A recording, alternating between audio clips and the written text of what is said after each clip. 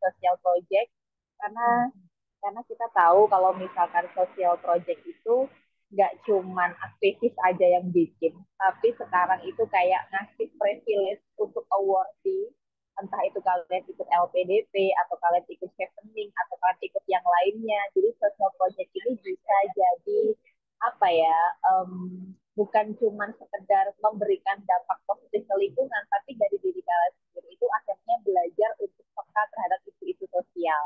Apapun itu udah sesuai dengan concern bidang keilmuan kalian masing-masing. Yang memang concernnya di pendidikan, ya pendidikan. Yang lingkungan, lingkungan, dan lain-lain. Nah, termasuk nanti aku juga penasaran, pengen tahu kalau pengalamannya Mbak Ziana itu kayak gimana, plus juga dia akhirnya tertarik untuk concern di social project-nya, pasti ada kisah-kisah di belakangnya gitu ya Mbak Ziana ya. Nanti boleh sharing, nanti boleh dipresentasikan, sekaligus teman-teman juga belajar, dan kita juga mohon izin untuk merekam sesi hari ini karena kita pengen dampak positifnya tidak hanya nanti kira-kira mungkin sekitar ada 10 tetap belum ada yang masuk semua, ini udah ada sebagian, supaya rekaman hari ini juga ilmunya atau sesuatu yang positifnya juga tetap bisa kita bagikan secara luas melalui kanal YouTube kita di Alabella. Mungkin itu, sekali lagi terima kasih. Semoga tetap bisa bertumbuh dan juga berkembang bersama dengan maestria.id dan juga platform serta kegiatan kita yang lainnya. Saya kembalikan ke Mbak Ainun. Ya, terima kasih kepada Kak Zanzabella atas sambutannya yang luar biasa. Selanjutnya, teman-teman, sebelum kita masuk ke materi dengan tema Be a High Value Person, bikin social project, gimana sih? Kenapa kita ngambil tema ini? Supaya keberadaan kita ini tidak hanya sekedar hidup gitu ya, tidak hanya numpang hidup saja, tapi memiliki value positif untuk bermanfaat bagi sesama. Nah, pada kesempatan kali ini kita bahas tuntas nih, apa sih social project dan mulai merintis gerakan sosial itu bagaimana agar anak-anak muda ini punya impact positif untuk sekitarnya. Maka dari itu sudah hadir di tengah-tengah kita semua yaitu narasumber kita Kaziana Mumtaza. Halo Kak, selamat pagi. Ya, pagi. Ya, sebelumnya akan saya perkenalkan terlebih dahulu kepada teman-teman ya, Kak. Jadi narasumber kita ini namanya Kaziana Mumtazah ya, teman-teman. Beliau ini seorang mahasiswi aktif di UIN Sayyid Ali Rahmatullah Tulungagung. Beliau ini mempunyai banyak pengalaman organisasi dan tentunya menaruh banyak prestasi, teman-teman. Wah, sangat luar biasa sekali ya. Di antaranya yaitu menjadi Duta Pelajar Putri Jombang 2017, menjadi Duta Kampus UIN 1 Tulung Agung, menjadi Duta Pemuda Sosial Jombang 2021, dan masih banyak lagi teman-teman. Selain itu, Kaziana ini juga memiliki moto hidup yang luar biasa nih teman-teman, yaitu menjadi manusia yang bermanfaat. Karena barang siapa yang menyayangi, maka akan disayangi. Barang siapa yang cuek, maka jangan harap ada yang peduli. Dan bagi teman-teman yang ingin mengenal lebih dekat Kaziana ini siapa, boleh dong kepoin Instagramnya ya di @follow@z.mumtaz.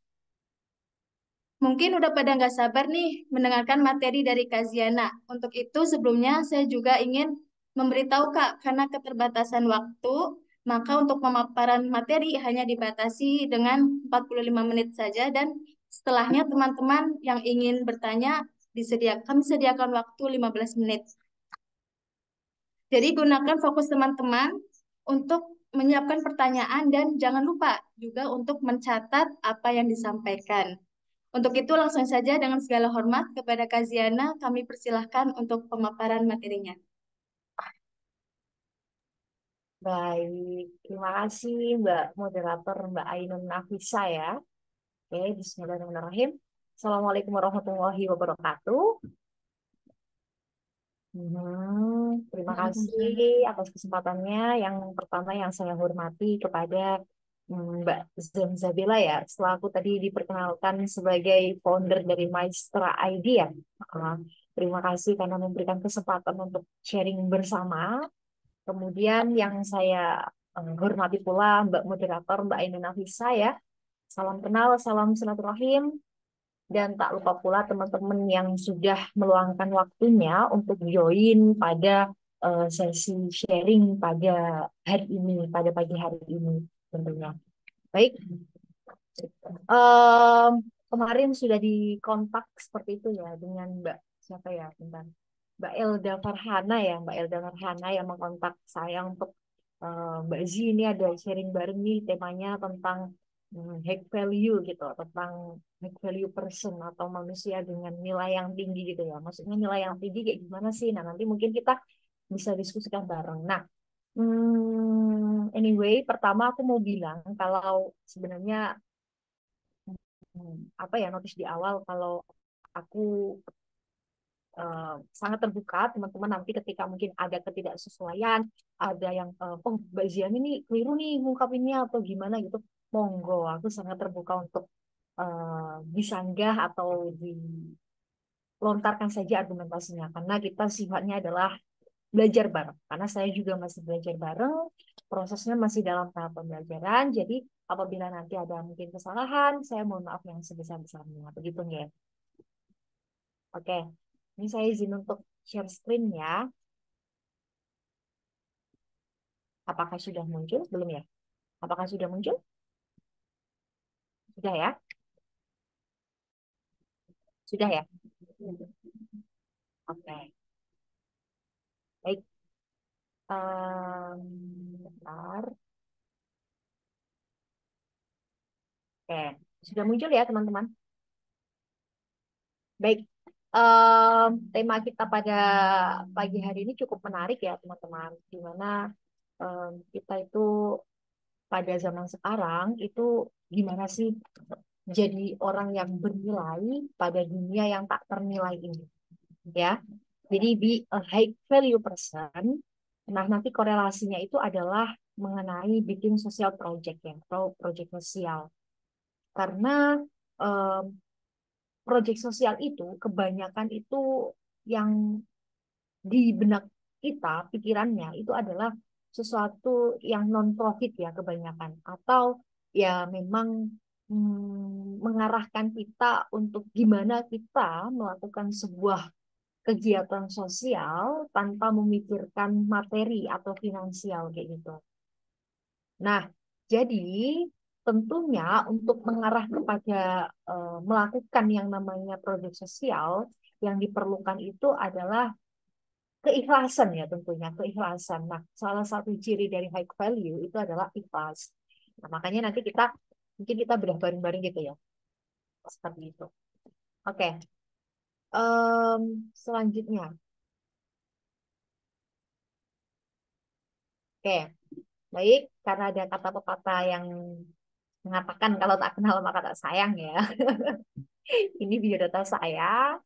Saya dari Jombang, mungkin teman-teman yang dari Jombang salam kenal boleh main ke Perak ya. Tentunya saya dari Kecamatan Perak.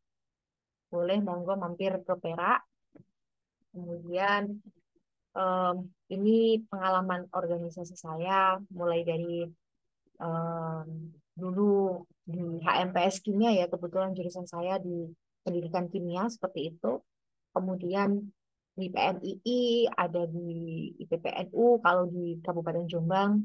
Kemudian Duta Pemuda ini yang sebenarnya belum lengser sampai sekarang ya. Padahal saya ikut Duta Pemuda itu tahun 2021, di mana tahun itu konsep Duta Pemuda di Kabupaten Jombang itu dia nggak akan melakukan pemilihan ulang, bukan pemilihan ulang, dia tidak akan demisioner atau melakukan pemilihan lagi kalau belum diwakilkan pada acara JPD atau Jambore Pemuda Daerah dan JPI, Jambore Pemuda Indonesia. Jadi kebetulan angkatan 21 itu adalah angkatan corona ya, waktu itu masih corona. Jadi belum ada yang diwakilkan ke JPD karena JPD belum diadakan sampai sekarang. JPI juga belum diadakan sampai sekarang. Tapi angkatanku Duta Pemuda itu tidak berhenti di situ gitu loh. Jadi nih tetap melakukan kegiatan-kegiatan, kita tetap mencari relasi, kita tetap mencari pengalaman yang banyak di luar Duta Pemuda, walaupun kita masih menjabat kayak gitu. Nah, kemudian sekarang juga aktif sebagai divisi sosial media Times Indonesia ya, atau di bagian reporter terutama di media media media massa seperti itu, media berita. Suara saya terdengar ya? Oke, nanti kalau nggak terdengar Terdengar kok, Mbak. Terdengar aman-aman. Boleh. siap. Oke, nah selanjutnya ini mungkin beberapa achievement ya. Nah, kalau dibilang apakah bervalue, saya itu juga merasa insecure juga dengan orang-orang di sekitar saya yang ya Allah, kok bisa ya orang seperti itu. Jadi kayaknya itu apa ya, salang sinawang gitu ya. Hidup itu salang sinawang. Jadi kita dipandang orang lain tinggi, tapi kita memandang orang lain juga tinggi. Nah, yang nggak boleh itu adalah merasa tinggi. Nah, jadi nggak masalah kita jadikan kita itu apa ya, menjadikan perolehan atau achievement dari orang lain itu sebagai acuan untuk memperbaiki diri. Nah, itu yang harus dilakukan justru. Ya, oke, next. Nah, kita masuk ke kita masuk ke intinya ya, teman-teman. Jadi kurang lebih kenapa sih eh, social project yang dibahas pada pagi hari ini tuh social project. Nanti yang dihubungkan dengan high value person ya. Karena yang bisa melakukan social project ya di dalamnya itu bisa dipastikan orangnya yang high value gitu loh. Nah, kira-kira nih aku mau tanya nih teman-teman yang hadir di sini. Nah, social project itu apa sih? Bener tadi aku tadi sempat denger ya. Tadi dibutuhkan untuk LPDP, dibutuhkan untuk kegiatan volunteer, untuk bahkan pengabdian masyarakat dan lain sebagainya. Social project ini perlu. Bahkan di dunia pageant, teman-teman. Di dunia pageant itu perlu banget prestasi-prestasi tadi yang tak raih, salah satunya di pageant kayak Duta Pemuda, Putri Inspirasi, kemudian Duta Pelajar, kemudian Duta Kampus, kemudian Duta FTIK, Duta Fakultas, itu itu harus punya social project, harus ada program, harus ada advokasi yang dijalankan ketika aku jadi itu. Nah, jadi ini perlu banget yang namanya social project. Apalagi nanti ketika jenengan-jenengan itu mau apply beasiswa, eh, biasanya ada beberapa beasiswa itu yang mengharuskan awardee-nya untuk punya social project kayak gitu. Nah, kira-kira yang di benak Anda, social project itu apa sih, teman-teman? Yuk, diskusi yuk, biar nggak aku aja nih yang bicara. Gimana nih? Mbak Ainun boleh bicara juga, nggak apa-apa. Mbak Alda atau Mbak Elda ya, boleh juga, monggo. Gimana itu? Boleh bersuara?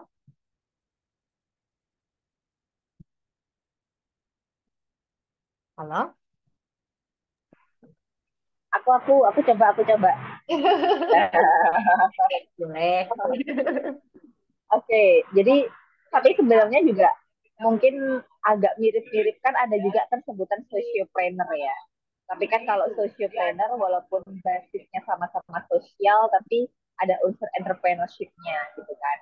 Nah, tapi di sini hari ini kita bahasnya social project. Meskipun aku banyak punya kenalan teman-teman bermuara awalnya dari social project akhirnya dilanjutin jadi sociopreneur gitu ya. Nah, tapi kan karena sosial ya, jadi intinya gimana dia bisa memberikan dampak untuk sosial dengan background yang diverse, yang sesuai dipilih oleh teman-teman. Kayak tadi aku di awal bilang, misalkan di bidang pendidikan, lingkungan, atau kuliner, atau pemberdayaan perempuan, dan lain-lain. Mungkin itu sih, Mbak. Iya, benar, benar sekali. Jadi cabang dari social project itu bukan bukan hanya tentang apa ya, kemasyarakatan sosial gitu, enggak, tapi banyak banget ya, banyak banget. Mulai dari sektor pendidikan, sektor ekonomi, sektor em, apa lagi, sektor sosial masyarakat dan lain sebagainya. Banyak banget yang bisa dilakukan. Jadi intinya social project itu adalah bentuk kepekaan kita, bentuk kepedulian kita terhadap sesuatu yang dimana itu berbau sosial gitu, entah dari bidang pendidikan, entah dari bidang ekonomi, bidang kebudayaan dan lain sebagainya. Nah, nanti mungkin yang tak share ini yang sudah saya lakukan bareng Duta Pemuda itu adalah yang berbau kebudayaan. Jadi benar-benar jalan sosial project yang sudah kita jalankan itu, dan ini juga berhasil mengantarkan ya, walaupun bukan mengantarkan saya ya, tapi mengantarkan teman-teman saya untuk melaju di Duta Kebudayaan Indonesia, Putri Kebudayaan atau Putri Budaya gitu. Nah, itu mereka cukup presisius di dunia nasional seperti itu. Bahkan juga kemarin mendapatkan anugerah dari Gubernur Jawa Timur sebagai pemuda pelopor karena membawa proyek sosial yang kita canangkan pada tahun 2021 kemarin. Seperti itu. Jadi begitu nggak ya teman-teman? Oke. Nah, ini kita bahas manfaatnya. Kenapa sih kita itu perlu untuk berkecimpung atau melakukan bahkan menginisiasi yang namanya social project. Nah, yang pertama jelas ya, yang namanya social project itu langsung berhubungan dengan masyarakat. Tentunya social project ini akan memberikan kontribusi positif terhadap masyarakat karena ya kita langsung eh, bersinggungan dengan masyarakat kayak gitu. Entah masyarakat lingkup kecil atau lingkup besar, entah dari entah entah boleh di instansi lembaga atau pendidikan kayak gitu, bisa jadi masyarakat secara umum kayak gitu. Nah, salah satu manfaatnya ya kita bisa memenuhkan peran kita gitu, kita bisa memanfaatkan diri kita gitu. Karena kan ada hadis tuh, khairun nas anfa'uhum linnas ya, barang siapa yang sebaik-baik manusia itu adalah yang bisa bermanfaat bagi orang lain. Kayak gitu. Jadi bukan menjadi pribadi yang stagnan, yang hanya berdiam diri, menerima kondisi dan lain sebagainya. Tetapi mencoba untuk menerjunkan diri berperan penuh seperti itu. Kemudian yang kedua adalah sarana belajar dan mengembangkan keterampilan. Tentu ya, di sosial project apapun kita itu jadi belajar, kita jadi mengembangkan keterampilan. Jadi selain kita bermanfaat buat orang lain, tentunya juga membawa impact buat kita sendiri, karena kita juga dapat belajar, dapat sharing, ketemu orang baru. Nah, ini yang berhubungan dengan manfaat yang ketiga, gimana membangun networking. Kita nggak tahu ya, kita itu ketemu orang, terus kemudian manfaatnya mungkin nggak akan kita terima langsung. Bisa jadi kita terima di eh, beberapa hari ke depan, beberapa bulan ke depan, beberapa tahun ke depan, atau bahkan kapan-kapan, kita nggak tahu. Tetapi tidak ada yang sia-sia ketika kita belajar dari orang lain, tidak ada yang sia-sia ketika kita bertemu dengan orang baru, mampu membangun relasi dan networking baru, itu sangat perlu. Karena kita nggak tahu kesempatan mana yang akan terbuka untuk kita selanjutnya. Jadi jangan menutup kesempatan, jangan apa ya, apatis ya, dalam artian meremehkan ketemu orang. Nah, ini manfaatnya apa sih? Itu enggak. Tapi kita nggak tahu mereka itu nanti bermanfaatnya kapan, nanti bisa mungkin kita eh, bermanfaat bagi diri kita itu kapan dan lain sebagainya. Kita nggak tahu impact-nya munculnya kapan, itu kita nggak tahu. Kemudian yang terakhir itu meningkatkan kesadaran sosial ya. Ya, walaupun Gen Z ya, saya yakin teman-teman yang hadir di sini mungkin kebanyakan Gen Z gitu ya, di mana Gen Z itu salah satu sikap yang paling mendominasi itu adalah sikap apatisnya atau sikap mau nggak taunya, dalam artian mau instan gitu loh, apa-apa instan, maunya yang fleksibel, maunya yang cepet, maunya yang set-set kayak gitu-gitu. Itu fine, nggak masalah. Di part-part tertentu itu nggak masalah. Tetapi kita juga harus peka, kita juga harus jadi generasi yang peka, kita juga harus jadi generasi yang sadar akan sosial di sekitar kita dan lain sebagainya. Tidak apatis. Nah, salah satunya itu melalui proyek sosial. Karena tadi kebanyakan proyek sosial itu kan berbau apa ya, berbau non profit gitu ya, berbau non profit. Nah, itu kan perlu keikhlasan yang tinggi untuk kita itu berkecimpung dan mengikutinya kayak gitu. Nah, selanjutnya orang yang bervalue ya. Nah, ini yang juga harus disinggung nih. Kira-kira orang yang bervalue itu emang orang yang seperti apa sih? Coba aku pengen pengen bersuara nih. Enggak. Emang orang yang bervalue itu orang yang seperti apa? Kira-kira apa? Kalau menurut, kan menurut pandangan orang-orang, tiap orang itu beda ya pasti. Value tiap pandangan saya Ziana dengan Mbak Ainun pasti beda. Dengan Kak Zanzabila juga pasti beda. Dengan Kak Himatul Fathia juga pasti beda. Value menurut kepala kita masing-masing itu pasti berbeda. Kayak gimana perspektifnya dan lain-lain itu pasti berbeda. Nah, kira-kira value menurut jenengan-jenengan ini bagaimana? Bisa diutarakan. Monggo.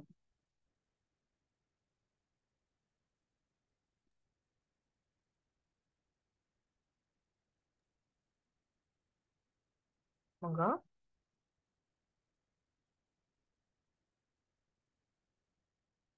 Mbak ini juga boleh bicara loh, nggak apa-apa.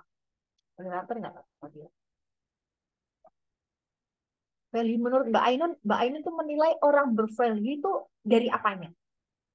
Dari kalau dari aku itu dari wibawanya yang dia bawakan gitu. Dari wibawa ya, oke. Heeh. Itu wibawa. Dan berkarisma gitu Kemudian, kelihatannya wah gitu. Mungkin dari teman-teman ada yang ingin berpendapat, boleh ya. Mbak Himatul Fatia nih. Kira-kira value menurut Mbak Himatul itu apa?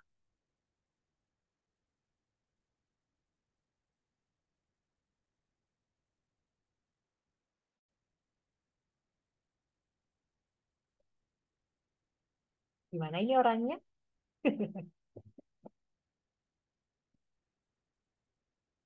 Oke. Tadi kata Mbak Ainun itu adalah orang yang bervalue menurut Mbak Ainun itu adalah orang yang berkarisma, orang yang berwibawa. Ya, wibawa itu kita yang menentukan atau masyarakat yang menentukan, kira-kira. Orang luar yang menentukan itu. Orang luar yang melihat diri kita berwibawa gitu Mbak. Betul. Berdasarkan mayoritas pandangan gitu kan ya. Menurut kita ini udah berwibawa nih, padahal menurut orang lain itu nggak banget gitu. Oke. Jadi kalau yang diungkapin sama Mbak Ainun tadi itu lebih ke covernya ya teman-teman. Cover dari value itu orang yang punya nilai, orang yang punya value itu memang identik dengan wibawa, identik dengan karisma, ya, identik dengan sesuatu yang menurut orang lain wah gitu. Nah, di dalamnya itu ada lagi teman-teman. Sebenarnya konsep dari value itu kan banyak banget ya. Ada orang yang dinilai value tinggi karena cantik. Ada orang yang punya value dianggap punya value tinggi karena dia independent woman misalnya. Ada orang yang dianggap value-nya tinggi gara-gara dia pendidikannya tinggi. Ada orang yang value-nya dinilai tinggi karena mungkin gajinya tinggi. Ya enggak? Nah, itu berdasarkan kepala orang-orang kan, dalam artian berdasarkan berbagai paradigma, berdasarkan berbagai para perspektif gitu. Itu nggak masalah, fine-fine aja. Cuman ketika ditarik sebuah kesimpulan, ditarik sebuah pengerucutan definitif, value itu adalah bagaimana sih kita itu mampu memegang teguh prinsip yang kita punya. Gimana sih cara kita berkembang dengan kebijaksanaan, bukan dengan kesombongan, bukan dengan arogansi, seperti itu. Orang yang sampean ilfil nggak sih ketika mungkin orang yang terlalu apa ya medsosiable gitu, misalnya selalu upload tentang kesehariannya dia, tentang apa namanya, tentang prestasi-prestasinya dia yang melulu kayak gitu dan lain-lain, kan orang lama-lama juga eh, nggak nggak bisa apa ya, kita itu juga harus mampu memfilter gitu loh. Orang-orang kan akhirnya rada gede gitu ya, maksudnya dalam artian nih orang apaan sih alay banget di medsos gitu, nih orang apaan sih kok apa namanya terlalu butuh validasi orang gitu dan lain-lain. Nah itu juga bisa jadi malah menurut orang lain itu justru tidak bervalue gitu ya. Jadi konsep value ini memang menurut perspektif orang itu berbeda-beda. Nah, tetapi pada kerucutnya itu adalah bagaimana kita megang prinsip kita, megang prinsip kita bisa berkembang tanpa merendahkan, bisa berkembang tanpa menyombongkan diri, bisa berkembang dengan kebijaksanaan. Kayak gitu. Jadi kita berkembang tanpa menyakiti orang lain, kita berkembang tanpa ada perasaan menyombongkan diri, kita berkembang dengan kebijaksanaan, tahu arahnya ke gimana, seperti itu. Nah, terus kemudian karakteristik orang yang bervalue itu apakah dari fisik? No. Apakah selalu dari prinsip? Kira-kira dari yang mana nih? Kira-kira yang paling dominan? Biasanya kan orang-orang itu lihatnya itu yang pertama dilihat itu kan dari fisik ya. Memang fisik itu punya privilege ya. Mau nggak mau kita itu ketika melihat realita di dunia nyata, fisik itu memang membawa privilege, teman-teman. Tapi privilege itu akan terkalahkan ketika kita punya value, ketika kita punya nilai, ketika kita punya prinsip. Ya enggak? Kalau kita udah nggak punya prinsip, kita nggak punya nilai, kita nggak punya em, apa ya harga yang bisa kita jual, ya orang bukan otomatis, kebanyakan orang mungkin akan menganggap sebelah mata kita. Nah, kalau kita nggak pengen itu, em, maksudnya gini, kita kan nggak bisa meminta fisik yang seperti A, B, C kepada Tuhan kan, iya kan? Tapi untuk prinsip, untuk value dan lain sebagainya, kan kita bisa membentuk ya, bisa membentuk. Contohnya, em, jadi orang yang bertanggung jawab, jadi orang yang jujur, kemudian jadi orang yang disiplin, kemudian sopan, punya punya attitude, punya etika dan lain sebagainya. Itu lebih bervalue dibandingkan teman-teman yang hanya mengandalkan fisik belaka gitu. Ya, karena gini, aku punya analogi nih. Em, Contoh, aku boleh dong. Aku kalau disuruh milih nih antara orang yang bervalue, misalnya eh, si A menganggap fisik itu lebih lebih penting dibandingkan misalnya isi ya, dibandingkan isi gitu, atau attitude ya. Nah, attitude dengan fisik itu seperti ini. Secantik apapun dirimu, ya, secantik apapun dirimu, setinggi apapun ilmumu, itu kita ibaratkan sebagai angka nol ya, teman-teman. Nah, kemudian attitude itu kita ibaratkan sebagai angka satu. Nah, sebanyak apapun ilmu yang kita peroleh, wawasan yang kita dapatkan, pengalaman yang kita raih, kemudian secantik apapun kita sehingga nggak ada tandingannya, misalnya, itu kan diibaratkan nol yang berjajar banyak. Tapi bacanya gimana teman-teman? Bacanya tetap nol kan? Ya nggak? Masa berjajar nol? Nggak kan? Bacanya tetap nol. Tapi ketika dia tidak punya attitude, otomatis kan nggak ada angka satunya nih. Dia bacanya tetap nol. Tapi walaupun kita nggak cantik misalnya, kita nggak pendidikan tinggi misalnya, kita belum ada kesempatan untuk pendidikan tinggi, nah itu nggak masalah. Itu 0,0000001 misalnya. Itu lebih terbaca teman-teman daripada nol yang berjajar begitu banyak. Nah itu adalah eh, mungkin yang bisa apa ya merefleksi diri kita bahwasannya nggak perlu cantik, nggak perlu kemudian pendidikan tinggi yang gimana. Itu ya itu memang perlu ya. Yang pendidikan aku sangat apa ya menganjurkan kita untuk meraih pendidikan sebanyak-banyaknya. Ya walaupun nggak harus di bangku kuliah misalnya kayak gini itu juga salah satu cara kita untuk menambah wawasan, membuka mindset kita dan lain sebagainya. Tapi jangan jadikan itu sebagai acuan kita untuk kita bervalue gitu. Jadi bervalue-nya dengan dirimu sendiri, fine nggak masalah, tanpa melihat kecantikan orang lain, tanpa melihat perolehan orang lain. Kalau semisal itu justru membuat kita nggak berkembang, malah down insecure, hindari itu. Itu maksud aku ya. Oke.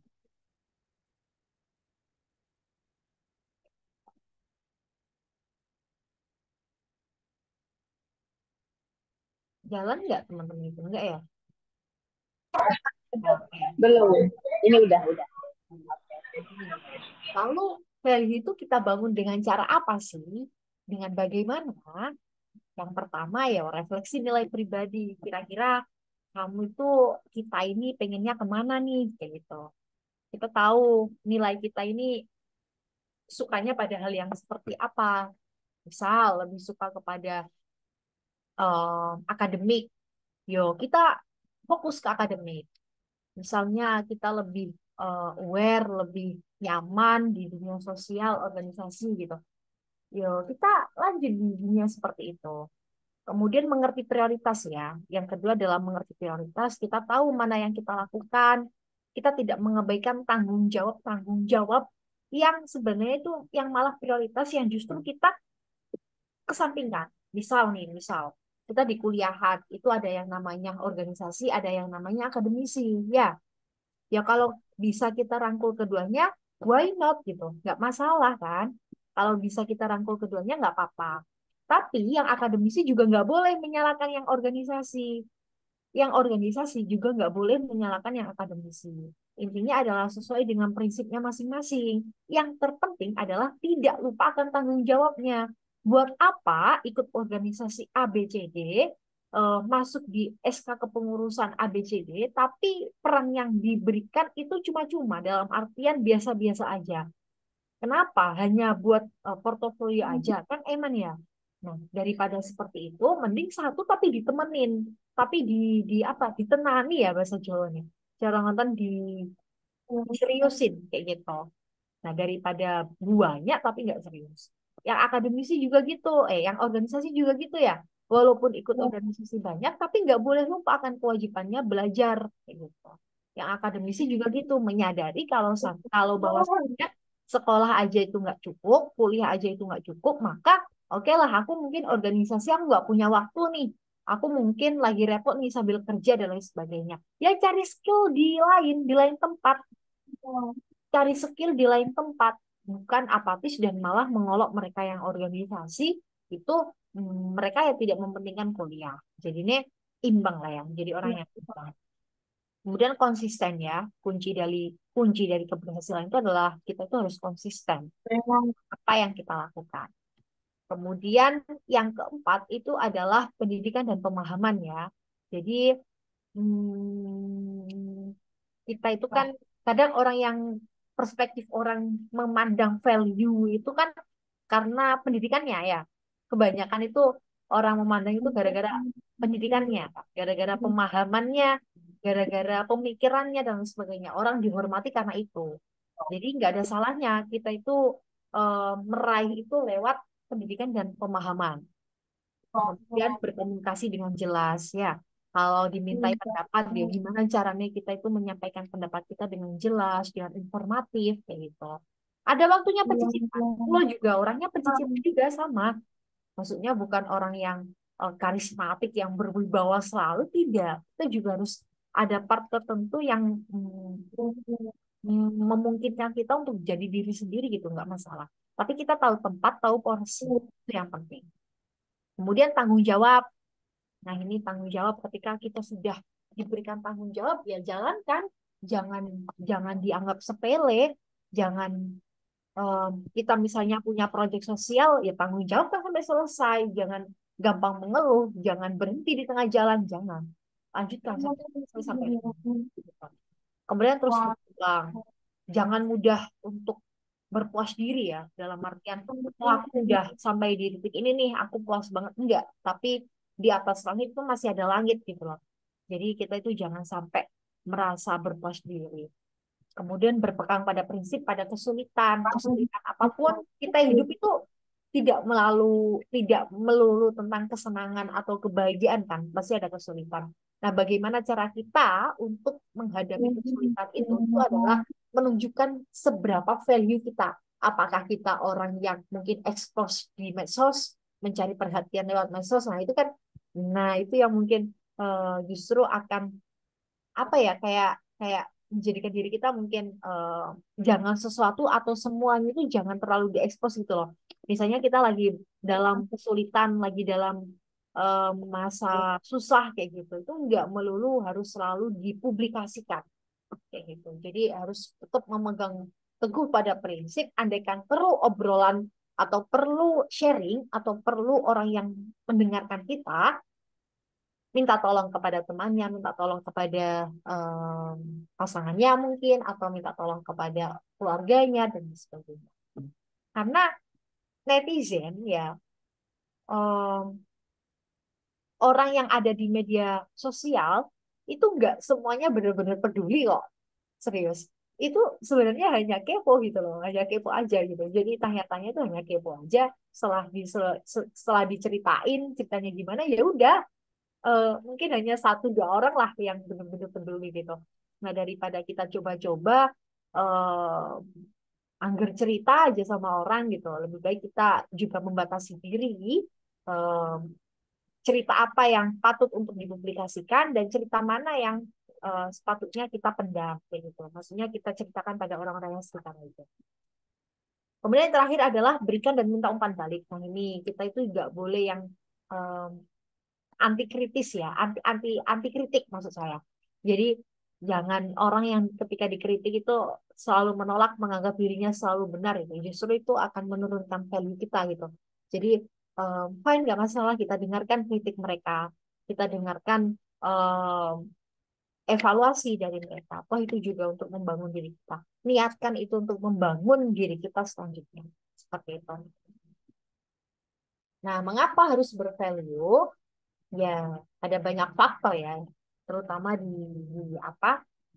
Di manfaat tadi yang sudah kita bahas bareng. Tapi kira-kira kalau kita bervalue itu lewat mana apa aja sih? Apa sih yang akan didapatkan gitu? Kalau value menurutku nih misalnya orang yang value itu misalnya dia yang meraih prestasi. Orang yang value itu misalnya dia yang aktif organisasi. Orang yang value itu misalnya dia yang eh, akademisi bagus gitu.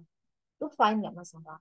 Nah, kira-kira apa sih yang didapatkan ketika kita fokus pada nilai kita, pada mengembangkan diri kita? Nah, ini. Saya kurang lebih eh, apa yang kita dapatkan ketika kita fokus pada nilai yang ada di dalam diri kita, potensi yang ada di dalam diri kita, yang kita dapatkan itu adalah berbagai kesempatan yang datang, sehingga apa yo, mau gak mau itu membentuk value kita secara nggak langsung gitu kan. Dalam artian kita itu dibentuk oleh pengalaman-pengalaman yang kita ambil gitu. Nah, itu ketika kita fokus konsisten pada value yang kita miliki gitu. Misalnya saya tuh suka sosialisasi, saya tuh suka komunikasi, saya suka ngomong di depan orang, jadi saya jarang banget menolak kesempatan untuk bicara. Kalau ada kesempatan untuk berbicara, sharing, pasti tak iyain selagi eh, waktunya free, waktunya longgar, dan tidak bertabrakan dengan urusan yang lain. Itu pasti tak iyain. Karena apa? Karena itu salah satu sarana untuk kita itu fokus pada value yang kita miliki.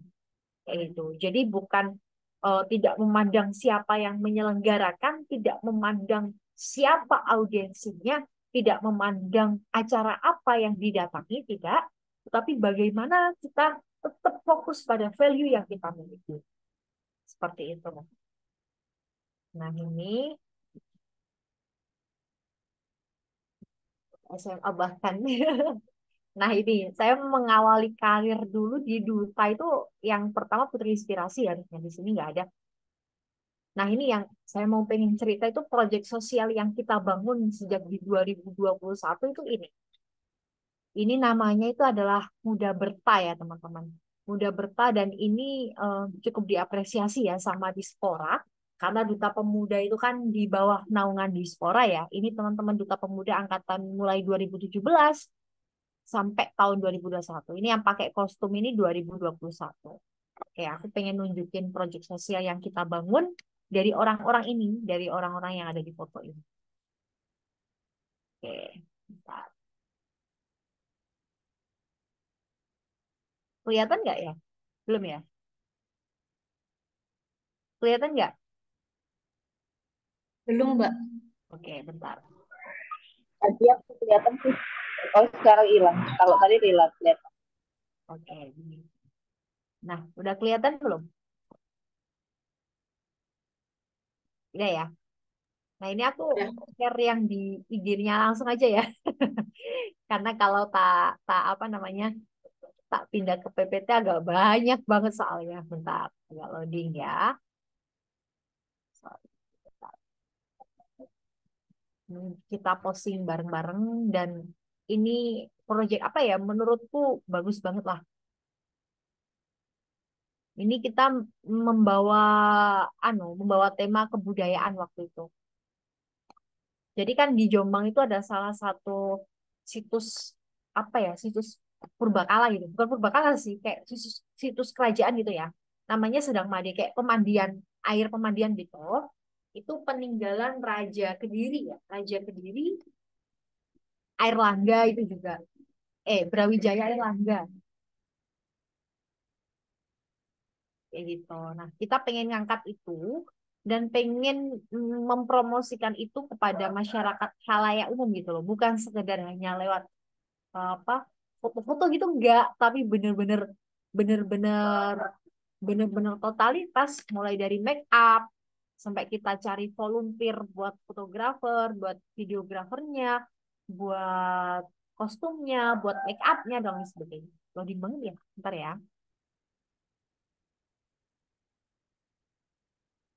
Ini enggak ya?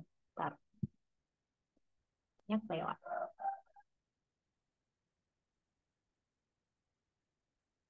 Masih loading banget ya.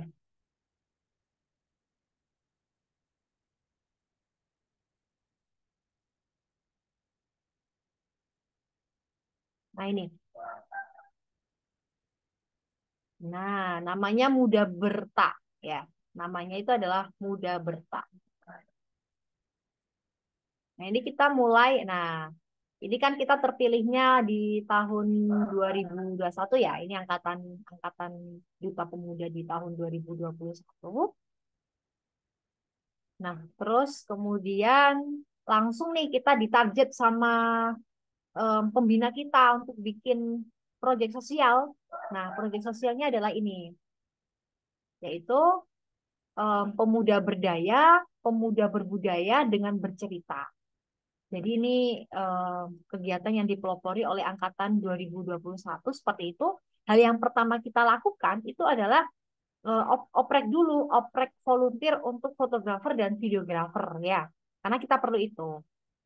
Nah, alhamdulillah udah dapet sekitar 3 sampai 4 orang videografer dan em, fotografer kayak gitu. Nah, ini kurang lebih anunya, freezernya ya. Nah, kelihatan kan ya? Penting banget tapi ya.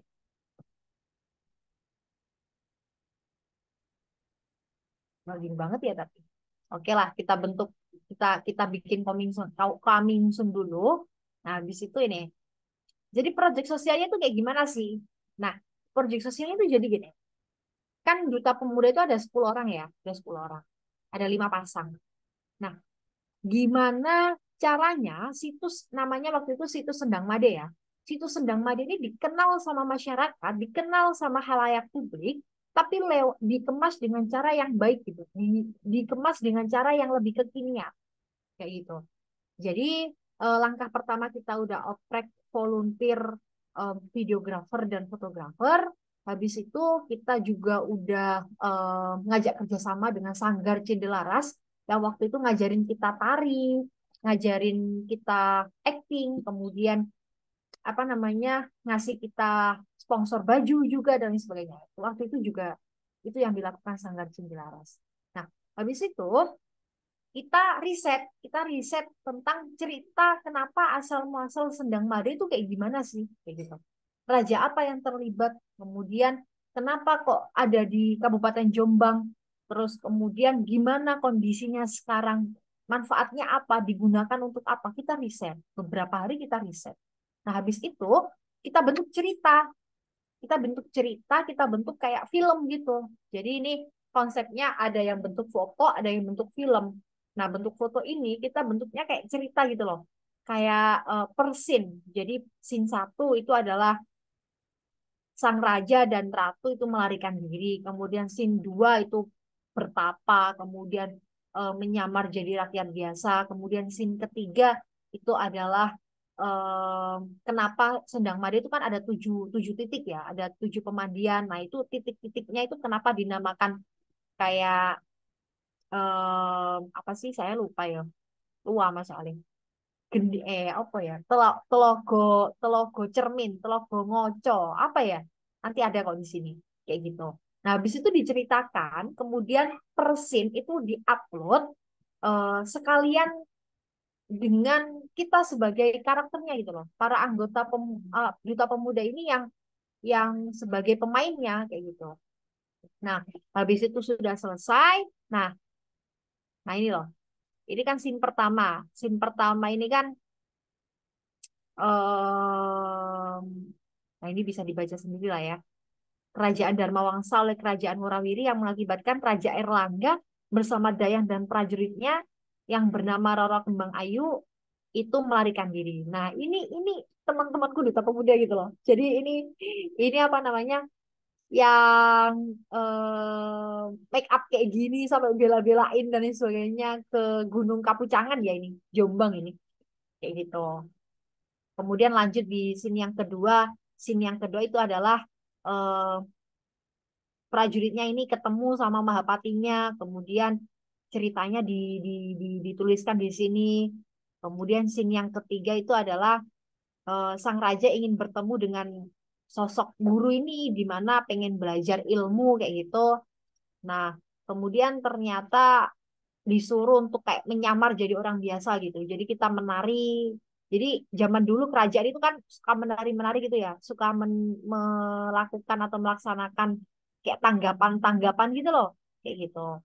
Nah, selanjutnya ini belajar, sang raja belajar. Ini kita subuh-subuh tag video dan tag tag ambil gambar kayak gitu. Kemudian ternyata sang raja itu tertarik dengan anaknya gurunya tadi, namanya Sekarwati ya. Nah, terus kemudian menikah Airlangga itu dengan Galuh Dewi Sekarwati. Nah, ini kita ceritakan di sini. Nah, ini Sendang Pengilon. Sendang Pengilon itu kan pengilon artinya berkaca ya. Jadi salah satu situs di Sendang Made itu adalah pemandiannya ada yang dinamakan Sendang Pengilon. Nah, ini temanku juga. Kemudian yang kedua ini, nah ini aku nih. Ini Sendang Pomben. Pomben itu artinya minum ya. Jadi yang tak pakai buat shoot ini memang bener dulunya itu memang dibuat untuk pomben, buat cadangan air minum masyarakat sekitar kayak gitu. Kemudian, nah ini akhirnya Sang Prabu, sang guru ini merestui untuk Airlangga menikahi anaknya, akhirnya dinikahkan. Kemudian em, kembali lagi ke kerajaannya dan ini menikah akhirnya kayak gitu. Nah, seperti itu. Nah, sampai di situ tidak berhenti di sampai situ, teman-teman. Kita ketika udah shoot, udah bikin video grafernya, bikin video sinematiknya dan lain sebagainya, tidak berhenti sampai situ. Tetap ada program lanjutannya. Program lanjutannya, tadi kan Muda Berta ya. Program lanjutan selanjutnya itu adalah ini, gitar beta. Jadi kita itu eh, bikin kayak apa ya? Bikin kayak katalog gitu, katalog hasil ceritanya. Kemudian kita datang lagi ke balai desanya Sendang Made. Kemudian kita berikan katalog itu beserta VCD-nya biar disimpan sama yang jadi juru kunci dari situ Sendang Made itu. Kemudian yang kedua, kita ke balai desanya mengundang anak-anak di situ. Ini fotonya ya. Mengundang anak-anak yang ada di Desa Sendang Made itu untuk mengikuti roadshow, roadshow dari cerita yang kita bawakan mengenai Sendang Made. Nah ini kita pakai wayang ya waktu itu, kita pakai wayang. Nah jadi nggak berhenti hanya foto-foto aja nggak, tapi kita mengenalkan tentang Sendang Made kepada warganya Sendang Made kayak gitu. Jadi anak-anak itu bahkan justru mereka nggak tahu nih cerita aslinya kayak gimana. Kita tampilkan hasilnya kita. Ini ada proyektor ini ya, itu di depan anak-anak asli Sendang Made. Dan ini berjalan dengan lancar, alhamdulillah. Kayak gitu. Nah, gerakan cinta tanah air budaya setempat. Jadi setelah Muda Berta, kita nggak berhenti di foto-foto aja, tapi langsung implementasi, kita sosialisasikan langsung di anak-anak, kayak gitu. Di sekolah-sekolah target kita waktu itu. Seperti itu mungkin teman-teman. Eh,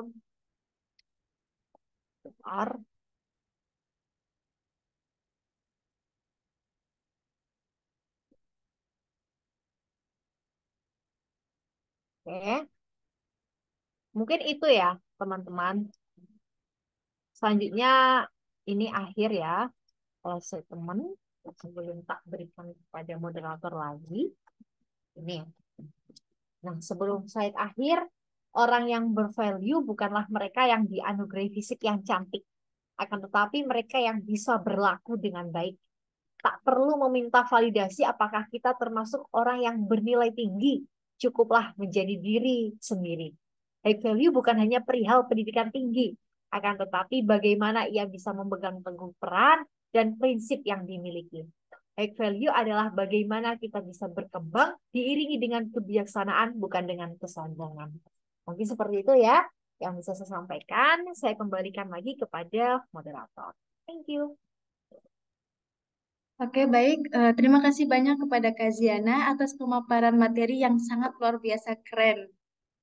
Nah, untuk itu, bagi teman-teman yang ingin bertanya, kami persilahkan untuk mengaktifkan fitur raise hand dan menyalakan audionya. Dan mungkin apabila berkendala, boleh chat di kolom komentar.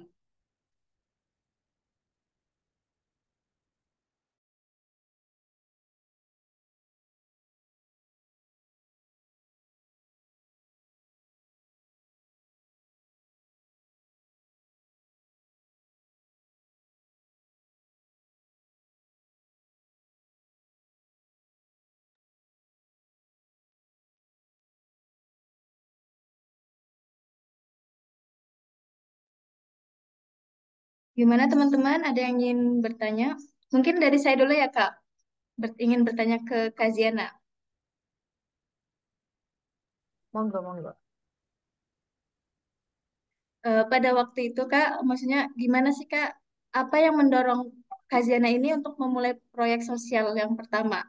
Dan apa dampak untuk diri kitanya gitu, Kak? Supaya lebih bervalue. Oke, oke. Mohon maaf, bisa diulangi lagi?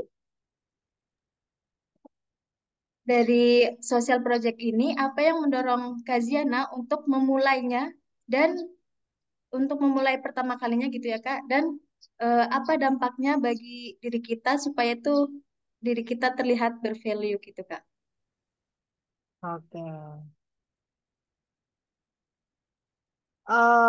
Jadi begini,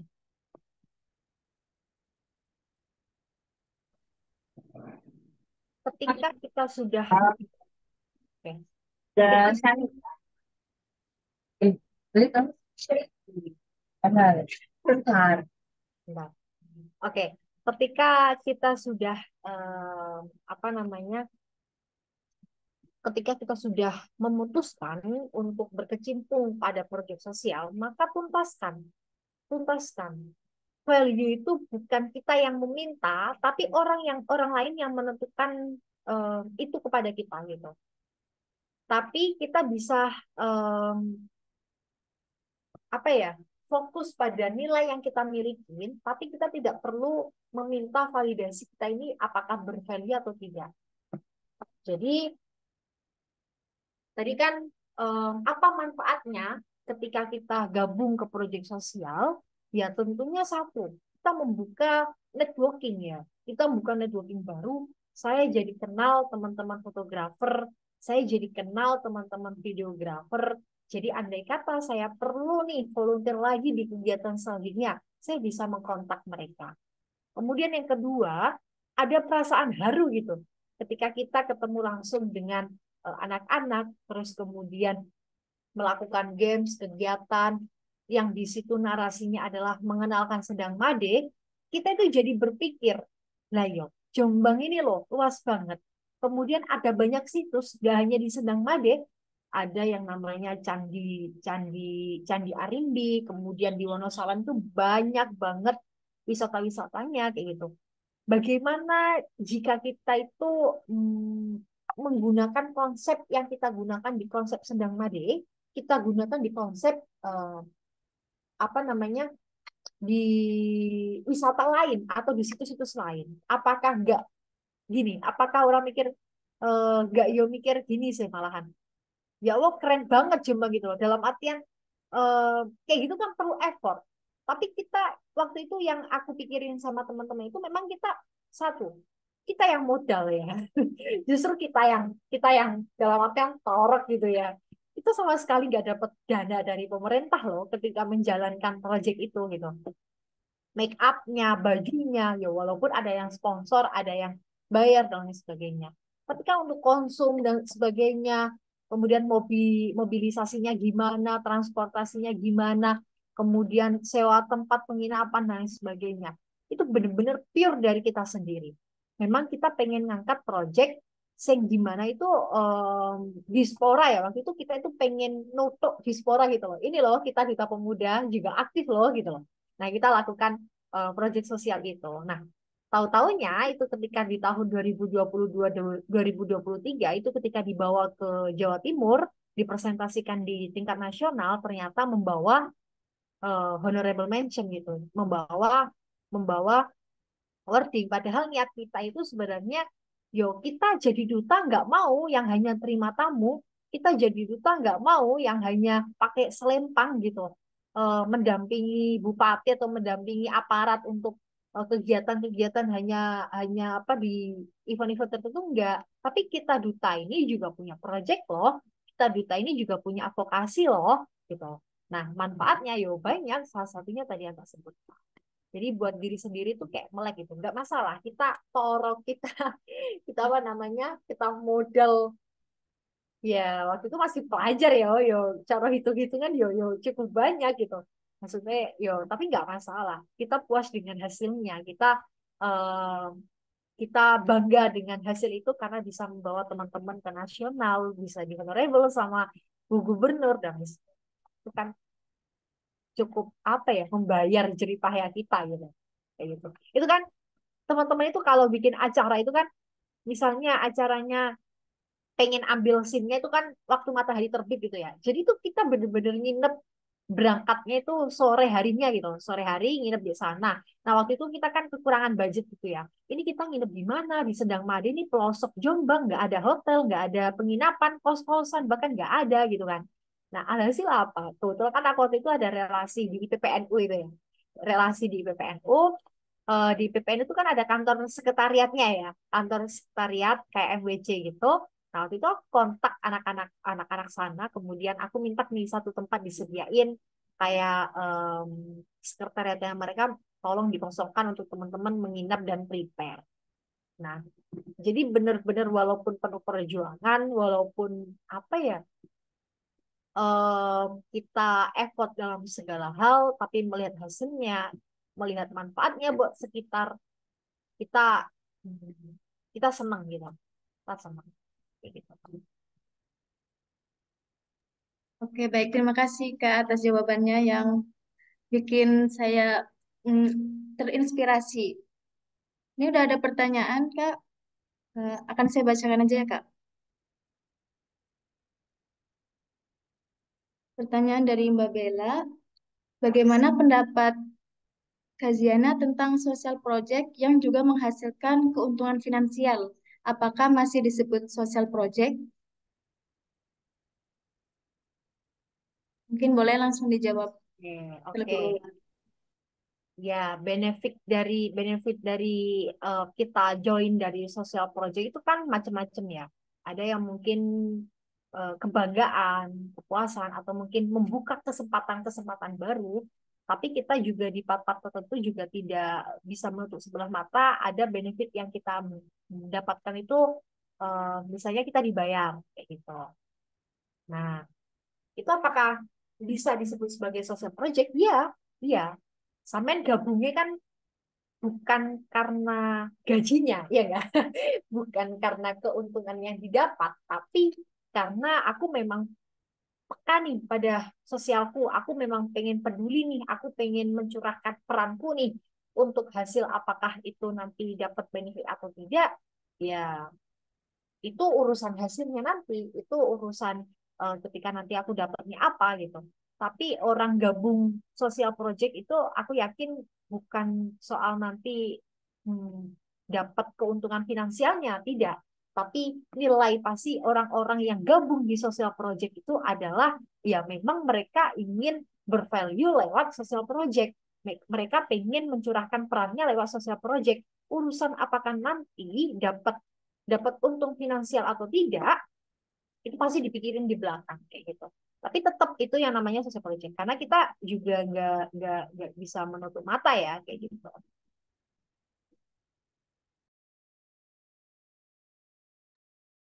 Oke, jadi dapat disimpulkan bahwa itu masih termasuk social project gitu ya, Kak. Tergantung hasilnya itu nanti di akhir gitu. Iya, kalau menurutku iya, karena orang-orang gini, konsep orang gabung sosial project itu kan nggak kayak orang lihat lamar kerja kan, ya enggak? Kalau orang niat ngelamar kerja, itu kan niatnya apa? Yo, nerima gaji gitu kan, untuk mencari gaji gitu, untuk mencari upah, untuk mencari keuntungan finansial kayak gitu. Tapi beda lagi ya, beda lagi kalau semisal aku ikutan social project nih, aku biar untung nih, biar dapat benefitnya. Nah itu tolong digarisbawahi, beda lagi tuh. Itu berarti yo em, menyelam sambil minum air lah. Sebenarnya ya nggak masalah, masih bisa berperan. Cuman dia mungkin ada hal yang niatan lain gitu. Itu fine-fine aja nggak masalah. Toh juga social projectnya memang menguntungkan, gitu. Nggak apa-apa. Kayak gitu. Jadi Mbak Bella tetap masih dinamain social project. Terkait hasil itu nanti di akhirnya gitu. Mungkin bagi teman-teman jika ingin bertanya boleh lewat kolom chat atau raise hand terlebih dahulu.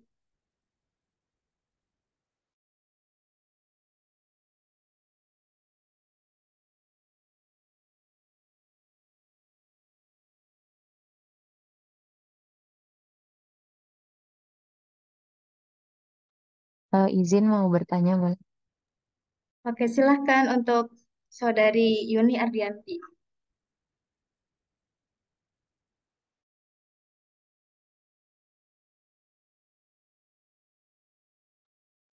Baik, mungkin ini karena saya baru menyimak, baru masuk gitu, telat masuk. Saya bertanya tentang value secara umum atau secara keseluruhan. Ini berangkat dari pengalaman saya sendiri, Kak. Nah, jadi kita kan masing-masing orang beda-beda gitu. Maksudnya dalam artian beda dalam berpikir maupun bertindak. Kalau saya eh, ingin meningkatkan value diri sendiri, mulai dari berkegiatan, bersosial, maupun eh, intinya sosial value lah gitu. Tapi di dalam diri saya itu masih ada rasa khawatir, Kak. Ada rasa cemas, khawatir gitu. Apalagi tentang social value. Yang saya alami itu kayak merasa nanti kalau saya terjun ke masyarakat atau ke orang-orang luar sana gitu, banyak rasa khawatir yang bikin saya apa namanya bikin saya itulah jadi hambatan atau yang menjadi tolak ukur saya gitu Kak. Mungkin dari Kak Zia, dari pemateri bisa memotivasi bagaimana agar saya rasa khawatir ataupun cemas itu bisa hilang gitu.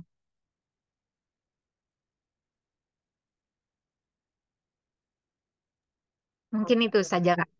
Terima kasih. ya. Oke. Oke. Jadi gimana cara kita mengatasi kecemasan kita, kemudian ketakutan kita, kita pengen bangun value kita nih, kita pengen fokus pada diri kita sendiri, tapi kita juga diliputi sama rasa cemas, rasa khawatir, takut terhadap pandangan orang, dan lain sebagainya. Hal yang harus paling diingat itu adalah kita tidak bisa menyenangkan semua orang ya. Kita tidak bisa memenuhi ekspektasi semua orang. Kita yang capek justru ya. Justru kita yang capek, kita yang kesel sendiri karena kita berusaha untuk memenuhi berbagai ekspektasi banyak orang kayak gitu. Nah, jadi cukup jadi diri sendiri aja. Nggak masalah bodoh amat itu perlu loh. bukan soal bukan menunjukkan kita terlalu apatis, enggak. Tapi kita bisa menempatkan mana yang harus dibodoh amati, mana yang harus kita pedulikan. Enggak semua hal kita pedulikan. Kalau semua hal kita pedulikan, kita yang kena sendiri gitu loh. Kita yang justru kena impact-nya. Entah karena cemasnya justru nggak hilang, khawatirnya justru tetap ada, nggak menghilangkan apapun, justru malah bikin kita stagnan. Karena kita terdindingi atau terbatasi oleh rasa takut dan cemas itu. Sehingga apa? Sampean mau melangkah, oh kok aku dilok nih. Sampean mau melangkah lagi, oh kok aku dipandang gini. Sampean mau melangkah lagi, oh aku kok dipandang kayak gini, dilok nih kok gini. Aku nggak berani, aku nggak. Alhasil apa? Kita terkungkung pada ketakutan kita sendiri. Jadi eh, bodo amat itu perlu, nggak masalah, bahkan perlu banget. Tapi kita tahu porsi dan tahu tempatnya, gimana cara kita meletakkan bodo amat kita. Ya, bodo amat perlu, tapi jangan menjadikan kita sebagai orang yang acuh dalam artian acuh dalam segala hal. Jadi kita tahu tempat, kita tahu porsinya. Kalau diomongin orang, selagi itu tidak membangun, selagi itu justru membuat kita down, maka kita refleksikan lagi ke dalam diri kita. Kalau aku terus mendengarkan komentar-komentar negatif, kapan aku berkembang kayak gitu. Kalau misalnya itu adalah untuk yang membangun, ya terima, terima. Karena itu sebagai bentuk evaluasi dan refleksi diri, kayak gitu. Bukan menjadi pribadi yang anti kritik atau anti komentar juga. Dalam artian kita bisa memfilter mana yang benar-benar itu kritikan untuk membangun, mana yang memang benar-benar komentar karena menjatuhkan. Karena kan biasanya kelihatan ya, orang yang komentarnya itu untuk membangun, karena untuk mengkritik, untuk kemajuan kita, ada orang yang benar-benar memang nggak suka sama kita. Jadi apa ya, ditutup telinga aja perihal omongan-omongan yang nggak baik itu. Terus, kalau nggak sekarang kapan? Kalau bukan kita siapa gitu. Kalau kalau sampean nanti kapan mulainya? Kalau nggak sampean siapa? Mbak Ainun kan enggak gitu loh. Apakah Ziana juga enggak. Jadi diri sampean yang memegang penuh kendalinya juga sampean sendiri, bukan orang lain, bukan aku, bukan orang tuanya sampean, bukan kakaknya sampean, bukan temannya sampean, tapi sampean sendiri. Sampean mau mengarahkan hidup ini kemana? Sampean pengen bervalue yang seperti apa? Jadi orang yang bertanggung jawab, jadi orang yang jujur, disiplin misalnya. Teman-temannya pada nggak disiplin, sampean dulu nih. Oh ya, aku disiplin banget, gini gini gini, nggak koyok liani dan lain-lain. You're fine. Prinsip yang sampean pegang adalah aku orangnya tepat waktu nih. Aku orangnya tanggung jawab, aku orangnya jujur. Biarin dikata orang lain aku beda dari yang lain, you spend. Gitu.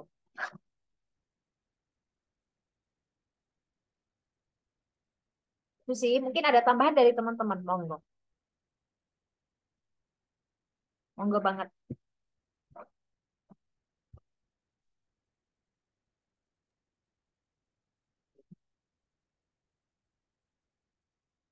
Oke gitu. Jadi oke gitu ya Kak Yuni. Jadi cukup jadi diri sendiri aja. Bodo amat. Tapi kita juga harus tahu porsi bodo amat kita. Jangan sampai jadikan kita ini acuh dalam segala hal gitu.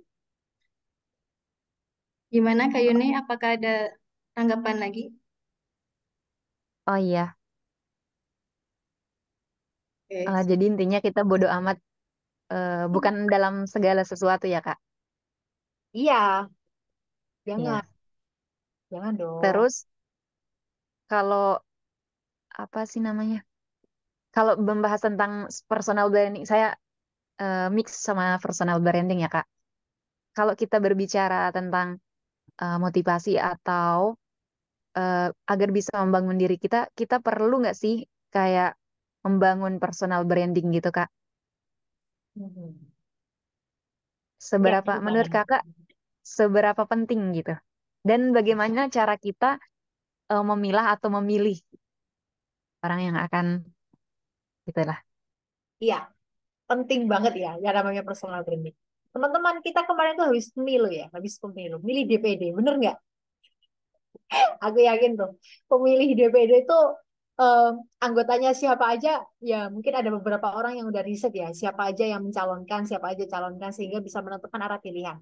Tapi kan yang lagi viral tuh milih Endang Kusuma ya, gara-gara cantik ya. Kemudian yang di Jawa Barat, Komeng, ya ada Komeng kan. Komeng itu Iya. padahal dia nggak melakukan kampanye apapun teman-teman, tapi dia di urutan cukup tinggi gitu untuk melaju jadi DPD pusat gitu. Nah, itu menunjukkan apa? Personal branding yang dibentuk gitu. Personal branding yang dibentuk. Komeng personal brandingnya adalah dia bukan artis yang sensasional, ya kan?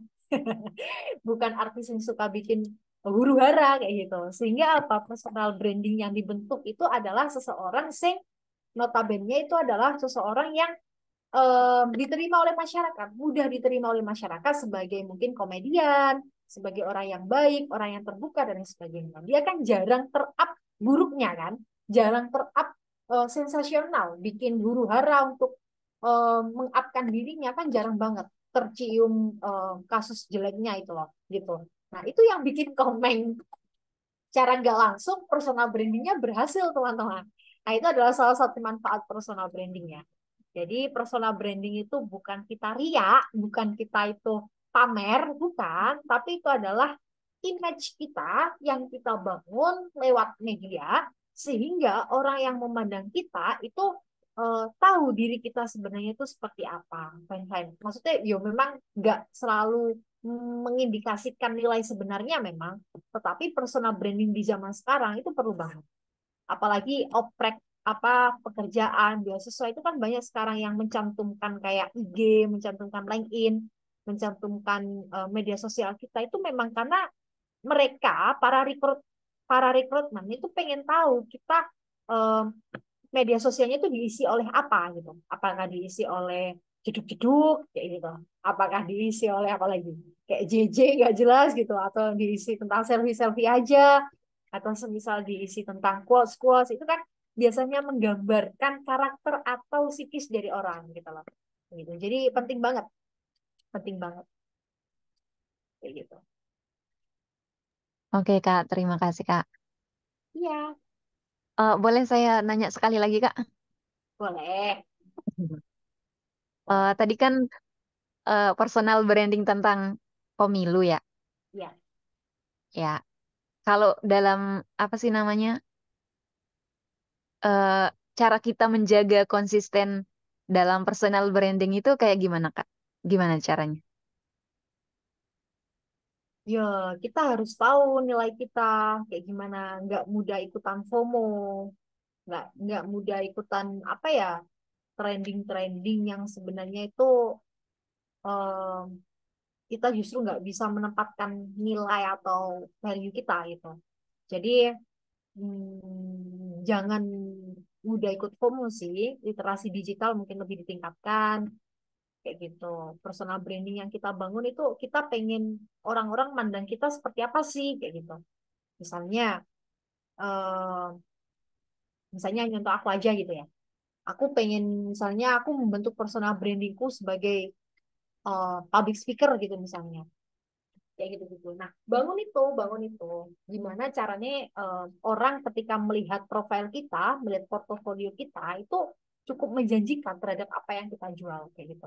Terhadap apa yang kita tawarkan, jasa yang kita tawarkan seperti itu. Jadi lebih dijaga aja sih. Nggak ikut-ikutan promo. Ya walaupun aku juga suka kok jeduk-jeduk kayak gitu, nggak masalah. Tapi tetap tetap sesuai koridor, sesuai porsi gitu. Nggak semua media sosial itu harus sesuatu sing postingan sing um, nasehat, postingan sing apa ya pencapaian kita gitu. Enggak lah. Itu kan juga ada kalanya kita tuh juga punya butuh hiburan, butuh healing secara media sosial itu yang penting tahu porsi aja. Nggak alay, nggak jamet lah istilahnya ya. Gitu. Terima kasih, Kak Ziana. Ya sih. Oke, baik. Terima kasih atas pertanyaannya yang sangat luar biasa, Saudari Yuni Arianti, dan jawaban yang sangat luar biasa juga dari Kaziana Mumtazah. Mungkin bagi teman-teman ada yang ingin bertanya lagi? Oke, karena waktu juga sudah menunjukkan pukul 11.29 ya, setengah 12. Jadi mungkin kita tutup saja diskusi pada kesempatan hari ini. Untuk itu, saya ingin memberikan kesimpulan sedikit bahwa social project itu yaitu tentang berhubungan dengan masyarakat yang mana mempunyai impact positif di lingkungan. Kita juga bisa memanfaatkan diri kita supaya bermanfaat bagi orang lain gitu. Gimana? Apakah dari teman-teman ada yang tertarik dengan social project ini? Harus dong. Ayo bikin project apa nih? Ini salah satu social project juga loh. Apa webinar-webinar kayak gini? Sesi berkelas. Ya. Social project juga ini.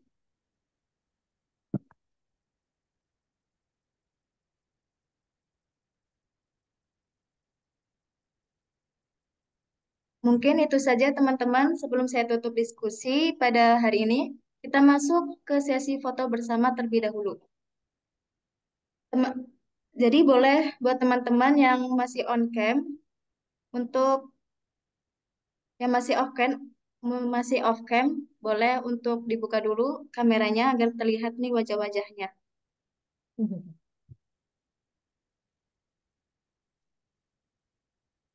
Sesi foto dulu ya Kak. Oke, satu, dua, tiga.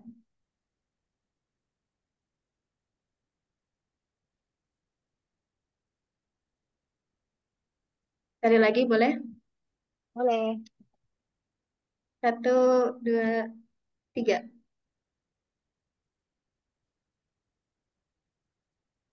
Oke, baik. Terima kasih banyak. Oke, sebelum saya tutup, saya ucapkan terima kasih banyak untuk pemateri kita, Kak Ziana. Dan mungkin dari Kak Ziana akan sedikit menyampaikan closing statement terlebih dahulu. Ya, kalau sisa temannya kurang lebih ya orang bervalue itu dikatakan bervalue tidak perlu validasi ya. Cukup kita itu menjadi diri sendiri aja. Kemudian bukan soal tentang pendidikan yang tinggi juga, tetapi bagaimana kita itu bisa memegang teguh ya peran dan prinsip yang kita miliki kayak gitu. Kemudian high value itu hmm, juga bisa diartikan sebagai bagaimana sih kita itu berkembang dengan diiringi dengan kebijaksanaan, bukan dengan merendahkan dan kesombongan seperti itu. Cukup. Oke, baik. Terima kasih banyak. Saya akhiri diskusi pada kesempatan hari ini. Mohon maaf jika banyak kurangnya teman-teman. Wassalamualaikum warahmatullahi wabarakatuh. Waalaikumsalam warahmatullahi wabarakatuh. Waalaikumsalam. Makasih ya Mbak Ziana. Semoga kapan-kapan bisa Yeay. sambung silaturahmi ya. Iya, thank you juga, Kak. Ya Allah. Ya. Terima kasih Mbak Ainun. Terima kasih semua peserta kami. Assalamualaikum. Waalaikumsalam warahmatullahi wabarakatuh.